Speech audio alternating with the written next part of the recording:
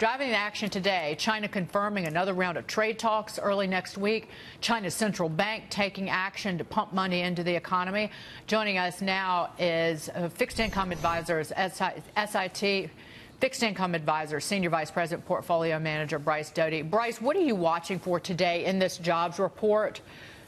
What will be good news? I think it's... if we get too much good news, is it going to be bad for the market? Right. Good news is bad news. I was just going to say I think you could easily get a jobs number over 200,000, but do you really want it? You have to be careful what you wish for. If it's too strong, everyone thinks, oh, no, now the Fed's going to be back on track for raising rates, and then this short-lived uptick in stocks will be evaporate in a second. So you almost want a jobs number that's close to expectations with hardly any additional wage gains. But I think that there's some real risk that a positive risk that the jobs number will be pretty strong. Now, the impact on the markets, as you say, that could be very counterintuitive. You could have a strong jobs market and see the stock market take a hit.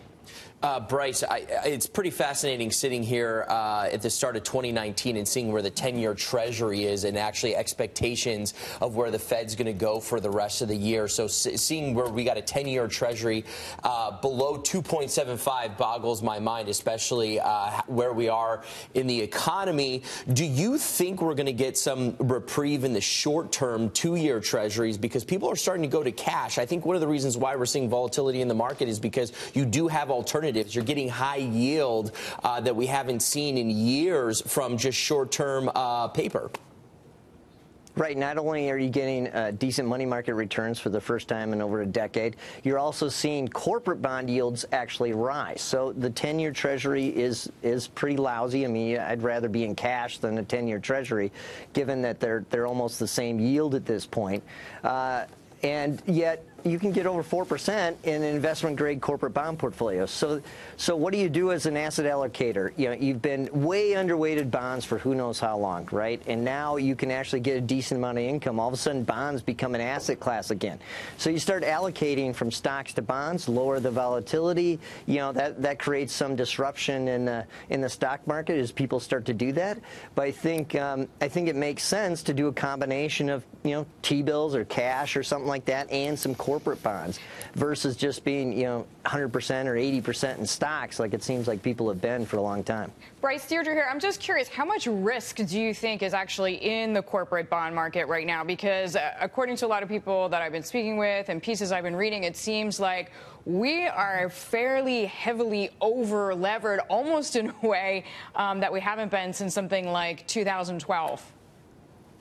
Well, the real problem to me is that it feels like there's this huge sucking sound of all this money coming out of high yield, out of stocks, emerging market, bank loans, and going into the government bond sector because there's this massive supply-demand void that needs to be filled. You've got the Fed reducing the balance sheet, which means they're eliminating $500 billion a year worth of demand for government bonds. At the same time, the Treasury Department is adding $1 trillion worth of supply a year. So it's this huge beast that needs to be fed $125 billion a month. That money has to come from somewhere to fill this void. So that's the risk with corporate bonds. It's not default risk. The economy's fine. You're not going to see companies fold. But the fact that there's this massive draw of money to fill this $125 billion gap, every single month, that leaves a mark. I suspect if you look at what the Federal Reserve has done, and again, the last message from the Fed, even though market expectations have changed in terms of rates being steady next year, if not lower, but the Fed was pretty clear that they are on track for 2 rate hikes next year and autopilot on the balance sheet reductions of what has been about $50 billion a month. That being said, it looks like the Fed is actually acting preemptively, and I might be off base here, but burst some of these bubbles, basically deflate some of these bubbles that you've seen, Deirdre, because we talked, that was an excellent question about the corporate debt and the debt that corporations have taken on in this country, whether it was even Bitcoin, Kevin. These technology stocks were very bubbly looking in terms of the valuations. And I want to ask you this, Bryce, because Jay Powell is speaking later this morning. Kevin sat down in Atlanta. I mean, that's going to be, people are going to be on pins and needles ahead of that, even if, regardless of what happens in the jobs report. Right, and Powell knows that you're right. You know, there was a bubble, but corporations paying 2% and 3% to borrow money is way too low given the risk of any business. So even them paying 4.5% is still, you know, attractive.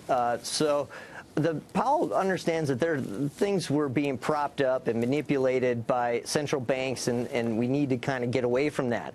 But he's in a lose-lose situation, okay? I don't know any Federal Reserve chair that is going to be popular raising rates or tightening monetary policy, especially with politicians. So no matter what he says, I think the market is going to criticize him for something, because he's delivering, medicine that's good for the economy. It's good for markets, but people don't like it because it comes with additional volatility. It comes with, the fact that corporations have to pay a higher rate now. I mean, they're obviously not happy about that. That Powell, the event he's participating in down in Atlanta, he's going to be in a discussion with individuals, including Janet Yellen and Ben Bernanke. So that'll be a barn burner. Again, because it looks like Powell is and his Fed, even though Janet Yellen did start hiking short-term interest rates, it looks like that he's trying to do something that Alan Greenspan failed to do and that Ben Bernanke failed to do, and that's like putting out a bubble before it gets so large that it puts the financial system at risk. Richard, you have a question for Bryce? Bryce, question for you. So as we're talking about central banks, with the news that Dagan started the segment with about the fact that China is putting $116 billion in central banks and knowing that China is looming heavy on the market, does that scare investors? How do investors feel about the fact that does that mean that this trade war is going to continue, these negotiations will be nothing, if they're sort of bracing for longer-term impacts? Right. I think it's a positive thing that they're doing that. I think that trade talks, are progressing. I think that's going to probably end well. But I think the market doesn't seem to care about good news. It always takes the negative side of it right now. It's a sentiment shift from just 2 or 3 months ago. So I think your concern is well-founded that they'll look at that as like, oh, things must be really bad there, rather than seen as, oh, this could be good. It'll help the growth, help them rebound a little bit. Everyone's taking the negative side of that, the negative view of that, and I don't necessarily agree with that. But when you see that type of dislocation, I think of it as an opportunity. Talking about bubbles and going back to where markets are at, I feel a lot better about where the stock market's at. I feel a lot better about where corporate bond yields are and spreads are than they used to be. So in a sense, this bursting of the bubble is very helpful and puts us at a better valuation for most assets. Is there anything the White House could say to investors on China to sort of ease the pressure that's happening on the market? Oh, my gosh. I mean, the less they say, the better. Oh, it's killing me. Well, Bryce, on that note, I'm going to say thank you and goodbye, but I will say I have said that for 2 years. And I've said it more and more in the last year, that the more of these advisors you put out there who are kind of like far afield and saying whatever they want to, when you have one of your trade advisors talking about if the Fed just gets out of the way, it's going to be the next leg up in the bull market. Why are you talking about the stock market? Why are you talking about tech stocks and the central bank when you're a trade negotiator? So anyway, I'll leave it at that. Bryce, thank you so much, Bryce Doty.